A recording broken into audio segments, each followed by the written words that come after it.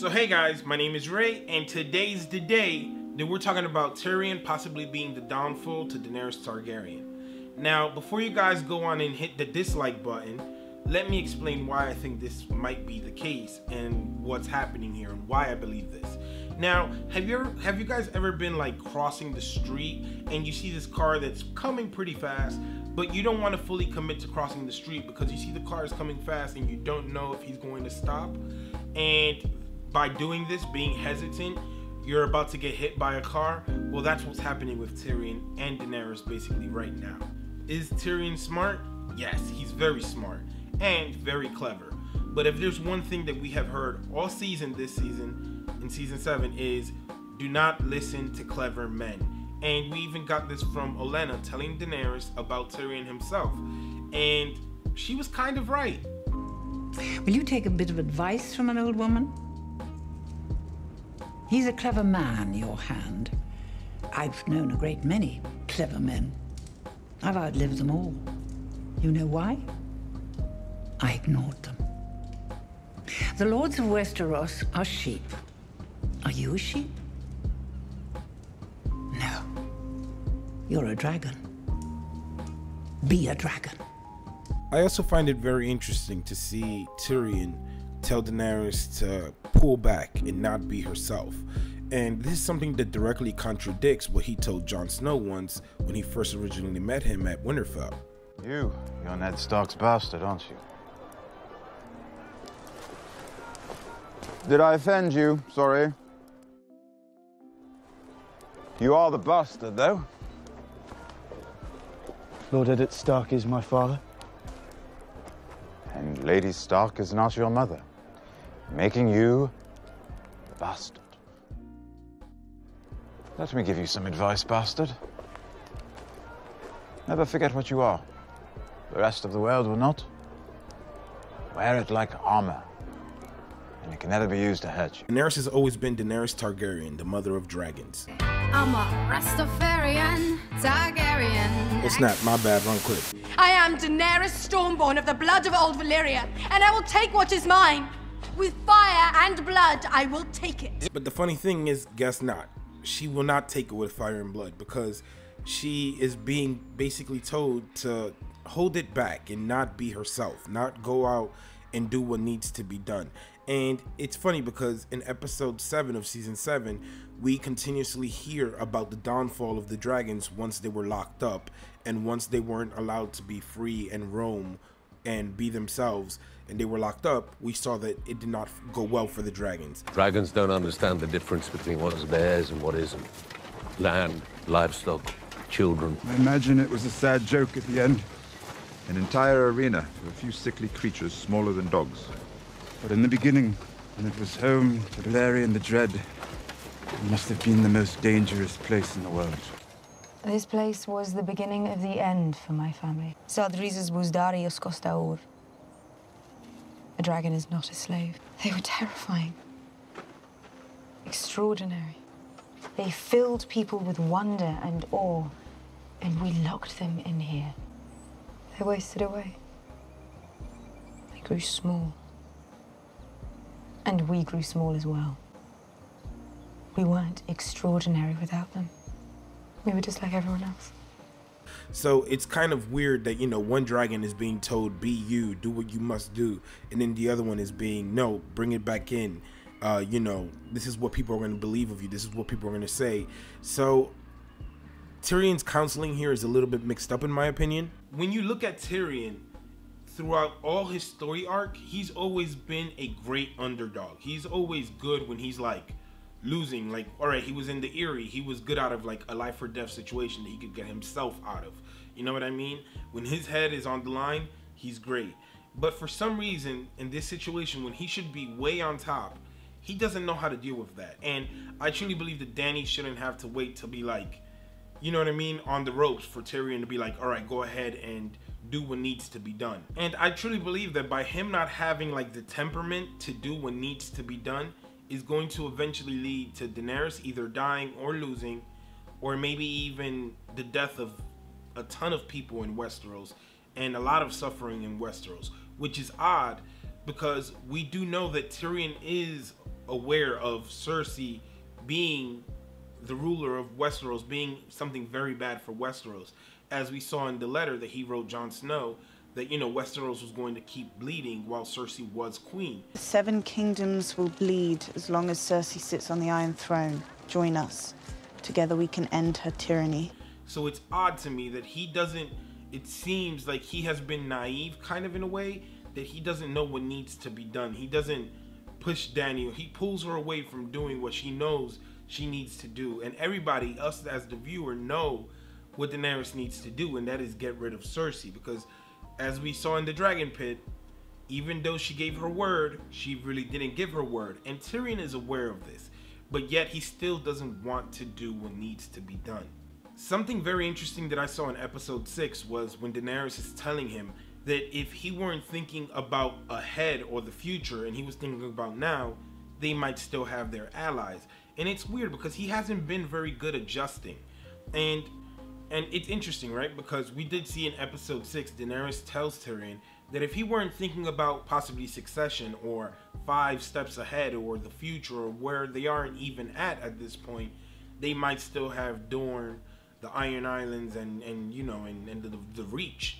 But they lost all of that because Tyrion is thinking about things, or he's trying to outmaneuver. So he's letting his personal situation with his family kind of, you know, do damage to what him and Dany are trying to do in Westeros and trying to, you know, take control and power over Westeros. Something else that we have seen continuously from Tyrion, and to me this is odd, I didn't really realize why Tyrion was doing this, but it was, he kind of has undermined Daenerys the same way that Sansa was kind of doing it with Jon, like when she sentenced the Tarlys to die. Your Grace, nothing scrubs bold notions from a man's head like a few weeks in a dark cell.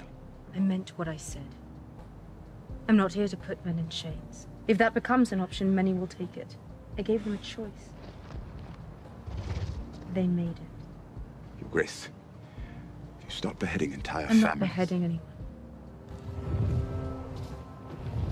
At the end of the day, she did give them, you know, choices. She was like, you can either bend the knee or die right here, because at the end of the day, if they do not bend the knee and they are offering to send you to the wall and you say you can't do that, then you're taking 3 options and you're like, I don't want any of them. And that's not how it is. You are this person's enemy and they just beat you. But Tyrion isn't looking at it this way. I think that he is kind of not 100% committed to Daenerys and what needs to be done there. I can't stress that enough. And he even kind of undermines her when he's trying to give her, like he did with Grey Worm and Missandei in season 6. He gives them like wisdom and then he makes it seem like someone else said it so that it sounds official. And to me, that kind of really shows you where Tyrion has Daenerys, like where he respects her knowledge, her, you know, her maturity, and to me, it like, because I've been seeing the episodes over again, and to me, it just comes across as kind of, I don't know, sketchy, iffy. His love for his family, who he knows is basically putting Westeros through hell, his sister, his loyalty to his sister and his family is something that Tyrion really doesn't even have control over. And when you really look back at Tyrion's character, like let's say for example, him in the first, like, I don't know, 4 seasons, when you look at Tyrion at this point, Tyrion has always been, everything is about House Lannister. I'm a Lannister, I'm a Lannister. Lannister always pays their debts. He is the gold, he is the power, and he uses this to him. Like, that's who he is. How would you like to be rich? Dwarf man still making noise. My family is rich. We have gold, lots of gold. I'm prepared to give you lots of gold. And to me, I've always found it interesting, the dynamic of Tyrion and Cersei, right? Because Cersei has the whole Valonqar thing and it's turning into like a self-prophesized thing that she's kind of making it happen. She's making the Valonqar prophecy happen. And kind of Tyrion is on the same thing, but it comes with the whole little monster who's going to destroy House Lannister. While he has fought his whole life to go up against that he is this little monster that is like going to be the downfall of House Lannister. Right now, currently, he is on the opposite side of House Lannister, and House Lannister is so outpowered right now.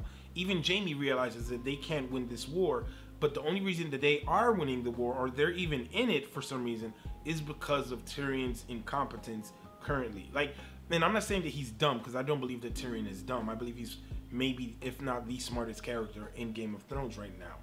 But he is not fully committed to Daenerys, and it comes across. I'm not sure if any of you guys pick it up, but I definitely see that. And you could really pin this on bad writing if you want. If you want to be like, oh, this isn't the Tyrion in the books, or oh, this isn't, you know, the character from the first 4 seasons. Well, guess what? This is the character that we have. And this is the character that has basically progressed from season 1 to season 7. So it is what Tyrion is, who he is, and at the end of the day, that's how it is. Like, we really can't say much about that. That he just is Tyrion Lannister, and this is what he does. And again, he has been raised since he was young. Everything for House Lannister. House Lannister always comes first. He's learned that from Tywin all his life, and he's always wanted to be accepted by Cersei and his father. And the people that he did love, which were his nephews and Jaime, even they suffered from what he did. So we do see that when he tells Cersei that, you know, he feels awful about what happened to them. And we even see that he even brought it up with Ilaria when he confronts her about killing Marcella, because it is something that is in the back of his head. And I feel that a lot of us haven't really talked about that. A lot of people are like, nah, Tyrion wouldn't betray Daenerys. But I really do think that it is a possibility. And soon there will come a time that Tyrion will not be able to push this back anymore. And that is basically that Cersei has to die in the story, because we know as the viewer and reader that the Valonqar prophecy will come and Cersei will eventually die, or so we believe, right? But Tyrion has to come to terms that he has to do that. Like, it has to happen. Could you imagine the crazy stuff that is going to happen in the upcoming season when Cersei sends maybe like the Golden Company to the north to fight from behind, and Daenerys and them are fighting the White Walkers, and all of this crazy stuff is going to be insane. And it all could have been fixed right in the Dragon Pit. It could have been fixed if Daenerys went straight to the Red Keep and got it done with, because they are bigger fish to fry. Yes, probably 1,000 people would have died instead of maybe 15,000 people on an open field. But guess what? That's one thing that you have to admire from Tywin. He did get results. He knew what needed to be done. And for someone that we expected, like Tyrion, to be that, he has kind of fallen short from that. But guys, I'm very interested in seeing what you guys think. Do you guys think that Tyrion will betray Daenerys? Do you think that maybe he has already in that scene that we did not see with Cersei? Because also remember that creepy look that he was giving when the whole boat sex thing was happening with Jon and Daenerys. I don't know, maybe something is there, maybe something isn't. Let me know down in the comment section down below. Remember to drop a like, it helps the channel a lot. And I want to give a shout out to everyone who's subscribed new to the channel. I have a bunch of new subscribers. I hope to see you in live streams and, you know, the comment section. You know, I'm always putting videos up. Thanks to everyone who has subscribed to the channel, and much love to all of you guys. I will be having another video, and I will be splitting up my reactions into a couple of videos instead, because it was a very long episode. But guys, as always, it's a true pleasure. My name is Ray, and peace.